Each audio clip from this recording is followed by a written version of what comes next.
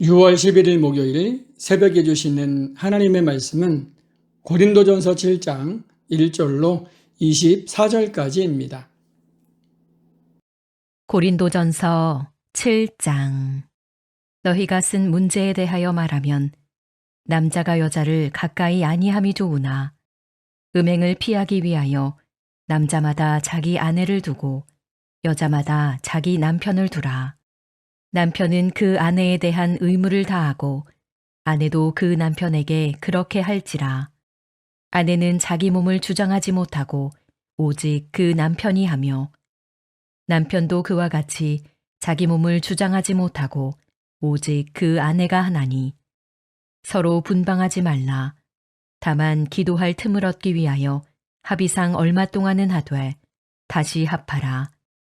이는 너희가 절제 못함으로 말미암아 사탄이 너희를 시험하지 못하게 하려 함이라.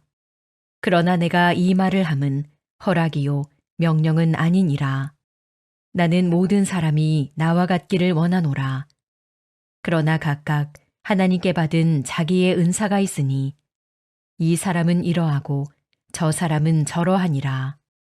내가 결혼하지 아니한 자들과 과부들에게 이르노니 나와 같이 그냥 지내는 것이 좋으니라. 만일 절제할 수 없거든 결혼하라. 정욕이 불같이 타는 것보다 결혼하는 것이 나으니라. 결혼한 자들에게 내가 명하노니 명하는 자는 내가 아니요 주시라. 여자는 남편에게서 갈라서지 말고 만일 갈라섰으면 그대로 지내든지 다시 그 남편과 화합하든지 하라. 남편도 아내를 버리지 말라. 그 나머지 사람들에게 내가 말하노니 이는 주의 명령이 아니라 만일 어떤 형제에게 믿지 아니하는 아내가 있어 남편과 함께 살기를 좋아하거든 그를 버리지 말며 어떤 여자에게 믿지 아니하는 남편이 있어 아내와 함께 살기를 좋아하거든 그 남편을 버리지 말라. 믿지 아니하는 남편이 아내로 말미암아 거룩하게 되고 믿지 아니하는 아내가 남편으로 말미암아 거룩하게 되나니 그렇지 아니하면 너희 자녀도 깨끗하지 못하니라. 그러나 이제 거룩하니라. 혹 믿지 아니하는 자가 갈리거든 갈리게 하라. 형제나 자매나 이런 일에 구애될 것이 없느니라. 그러나 하나님은 화평 중에서 너희를 부르셨느니라. 아내 된 자여 내가 남편을 구원할는지 어찌 알 수 있으며 남편 된 자여 내가 내 아내를 구원할는지 어찌 알 수 있으리요. 오직 주께서 각 사람에게 나눠주신 대로 하나님이 각 사람을 부르신 그대로 행하라. 내가 모든 교회에서 이와 같이 명하노라. 할례자로서 부르심을 받은 자가 있느냐? 무할례자가 되지 말며 무할례자로 부르심을 받은 자가 있느냐? 할례를 받지 말라. 할례 받는 것도 아무것도 아니요 할례 받지 아니하는 것도 아무것도 아니로되 오직 하나님의 계명을 지킬 따름이니라. 각 사람은 부르심을 받은 그 부르심 그대로 지내라. 내가 종으로 있을 때에 부르심을 받았느냐? 염려하지 말라. 그러나 내가 자유롭게 될 수 있거든 그것을 이용하라. 주 안에서 부르심을 받은 자는 종이라도 주께 속한 자유인이요. 또 그와 같이 자유인으로 있을 때에 부르심을 받은 자는 그리스도의 종이니라. 너희는 값으로 사신 것이니 사람들의 종이 되지 말라. 형제들아, 너희는 각각 부르심을 받은 그대로 하나님과 함께 거하라. 할렐루야. 오늘도 말씀 안에서 승리하는 복된 하루가 되기를 소망합니다. 오늘은 고린도전서 7장 1절로 24절까지 함께 충성하라 라는 제목으로 말씀을 나누고 기도하려고 합니다. 고린도 교회 성도들은 예수님을 믿고 난 후에 결혼과 독신 그리고 부부 생활에 대해 많은 혼란을 겪고 있었습니다. 어떤 사람들은 결혼 자체를 부정적으로 보았고 또 어떤 사람들은 자유를 핑계로 부절제한 삶을 살았습니다. 그래서 바울은 오늘 본문을 통해 하나님께서 원하시는 결혼과 독신의 원리를 가르쳐 줍니다. 먼저 바울은 부부관계에 대해 이렇게 말씀합니다. 본문 3절과 4절입니다. 남편은 그 아내에 대한 의무를 다하고 아내도 그 남편에게 그렇게 할지라. 아내는 자기 몸을 주장하지 못하고 오직 그 남편이 하며 남편도 그와 같이 자기 몸을 주장하지 못하고 오직 그 아내가 하나니. 당시 사회는 남성 중심의 사회였습니다. 그러나 바울은 남편과 아내가 서로에게 책임이 있다고 말합니다. 결혼은 한 사람이 다른 사람을 지배하는 관계가 아니라 서로 사랑하고 섬기는 관계입니다. 부부 생활도 자기의 만족을 위한 것이 아니라 상대방을 배려하고 존중하는 사랑의 표현입니다. 하나님께서는 가정을 통해 사랑과 섬김을 배우고 실천하게 하셨습니다. 사도 바울은 에베소서 5장 25절에서도 이렇게 말씀합니다. 남편들아 아내 사랑하기를 그리스도께서 교회를 사랑하시고 그 교회를 위하여 자신을 주심같이 하라. 당시에는 부부 중에 한 사람만 예수를 믿는 경우가 많았습니다. 그래서 고린도 교회 성도들은 내가 거룩한 삶을 살기 위해서는 믿지 않는 배우자와 이혼해야 되는 것은 아닌가라는 고민을 했습니다. 이에 대해 바울은 14절에 이렇게 말씀합니다. 어떤 여자에게 믿지 아니하는 남편이 있어 아내와 함께 살기를 좋아하거든 그 남편을 버리지 말라. 믿지 않는 배우자가 함께 살기를 원한다면 결혼관계를 유지하라고 말씀합니다. 복음은 가정을 파괴하는 것이 아니라 오히려 가정을 회복시키고 사랑으로 세워가는 것이기 때문입니다. 베드로도 베드로전서 3장 1절에 이렇게 말씀합니다. 아내들아 이와 같이 자기 남편에게 순종하라. 이는 혹 말씀을 순종하지 않는 자라도 말로 말미암지 않고 그 아내의 행실로 말미암아 구원을 받게 하려 함이니. 가정을 변화시키는 가장 큰 힘은 말이 아니라 믿음의 삶입니다. 그러기에 성도는 가정에서 복음의 향기가 되어야 합니다. 17절입니다. 오직 주께서 각 사람에게 나눠주신 대로 하나님이 각 사람을 부르신 그대로 행하라.